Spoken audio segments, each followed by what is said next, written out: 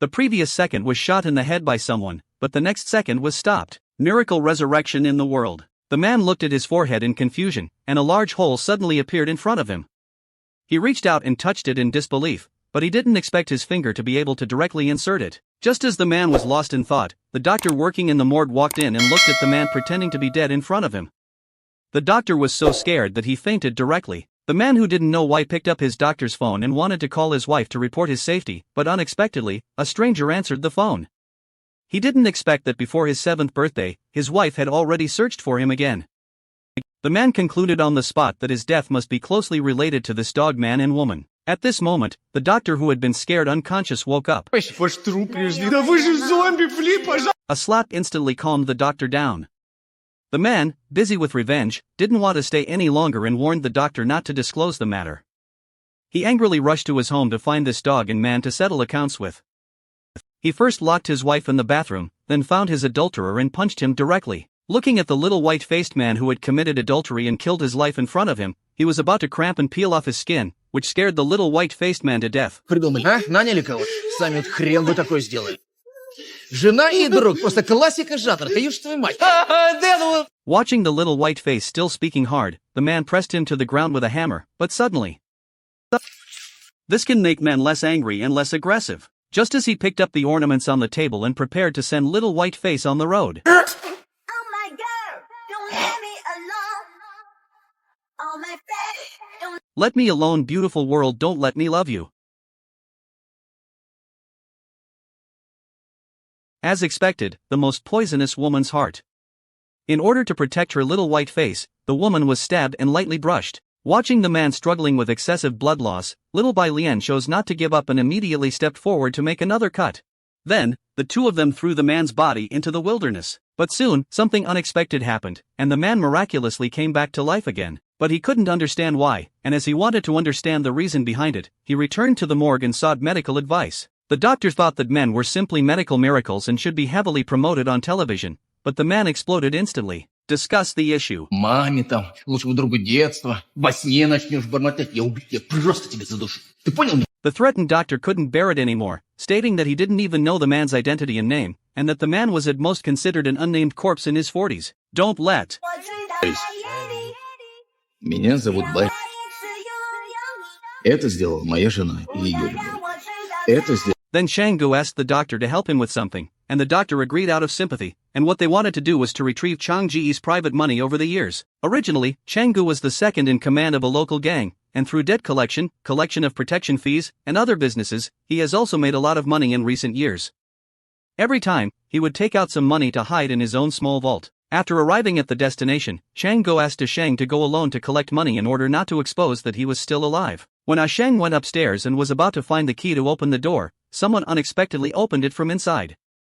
Unexpectedly, Chang Ji's small vault had already been ambushed by two mysterious people, and they couldn't help but thunder at Asheng. Seeing that Asheng had not come out for a long time, Shanggu vaguely felt something was wrong. So he put on a black headscarf and hurriedly went to check. As soon as he went upstairs, he happened to meet the mysterious person who was about to leave. As the second in command of the gang, Shanggu started a fierce fight and quickly solved the two mysterious people one by one. However, the money he had hidden in the crack in the wall disappeared, making the situation even more complicated. The two of them took the money and phone from the mysterious person and hurriedly drove away. Soon, the police arrived here to conduct an investigation and began reporting on the scene on television. At this moment, the mysterious person's phone suddenly rang as Chang Deshan walked away. When a man saw all the assassins he sent on TV being killed, he began to suspect that the person answering the phone was a ghost. And Chang also recognized that the voice on the other end of the phone was the third leader of his gang. After figuring out who wanted to seek wealth and kill him, Changgu found his imperial assassin Lao Mo and wanted to use his own methods to treat him. However, he never expected that Lao Mo had already been bribed by the third in command. He took advantage of Chang Ji's washing hands and pulled out a long spear. Changgu once again received a boxed lunch, but when Lao Mo was about to throw him into the wilderness while driving, perhaps because he didn't think the taste of the boxed lunch was right, Changgu miraculously revived him. He picked up the weapon next to him and prepared to seek revenge. When it hit Lao Mo's head, it was a bolt of lightning. Lao Mo, who was blinded by the impact, couldn't control the direction, causing the car to lose control, and as a result, both people and the car rushed off the bridge. Changgu, who possessed immortality, crawled out and then called Asheng for help. After the bandage was done, Sheng hoped that Chang could call the police for help, but Chang was only determined to seek revenge in person. As a result, the two had a dispute and went their separate ways.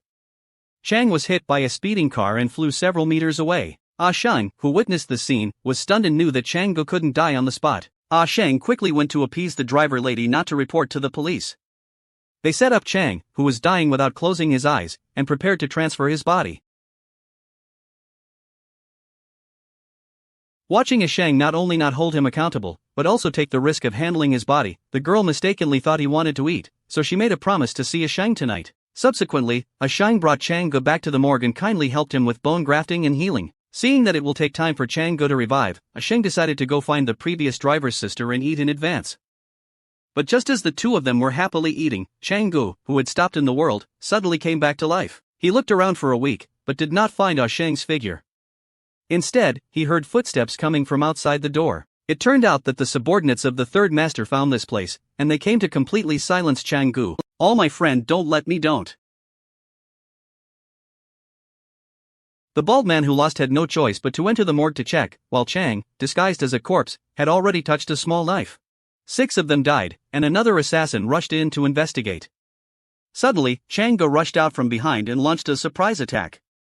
However, with injuries to his leg, he also accidentally fell down. In the end, Chang, who had superior skills, killed the assassin in one fell swoop, but suddenly another assassin appeared. He threatened Chang with a gun to surrender, but in the next second, Sheng, who had to finish eating and come back, knocked him unconscious. Then Chang took out a pack of interrogation tools directly. Молоток, киевское блюдо. The terrifying assassin quickly confessed to the mastermind behind the scenes.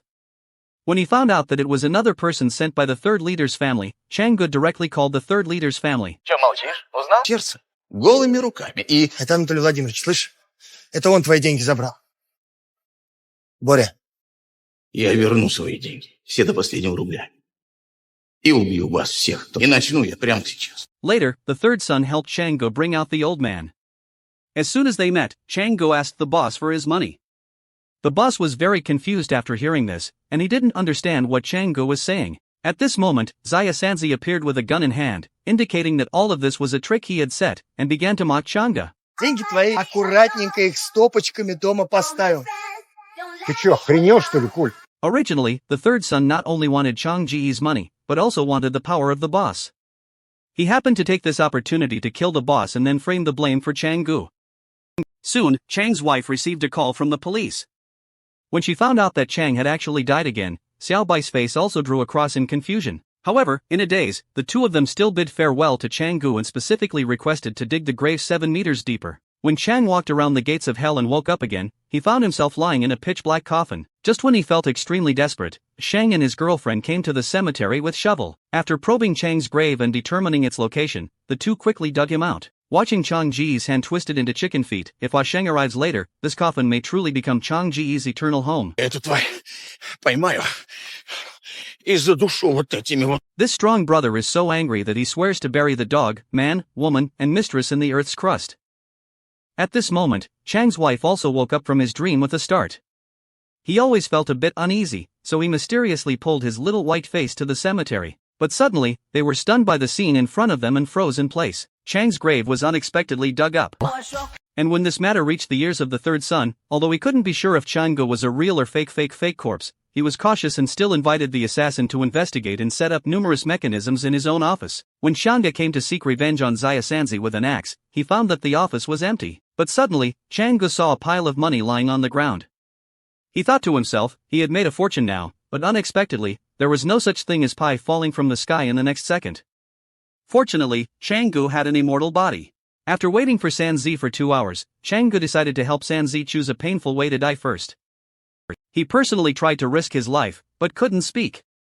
This kind of death method is a bit straightforward and enjoyable. It's too cheap, young mistress. So Chang brought in a chair. Don't let me alone. This method of death is very torturous, and Chang was very satisfied. But just as he was waiting for his mistress to come back, he unexpectedly saw photos of himself and Sheng on the table, as well as photos of the famous local professional assassin. He instantly realized that the mistress was not holding back his praise, so he quickly went back to remind Sheng to hide. In the blink of an eye, Chang Gu found Asheng and his family, but just when he asked Asheng to go to another place to hide, Asheng was completely confused.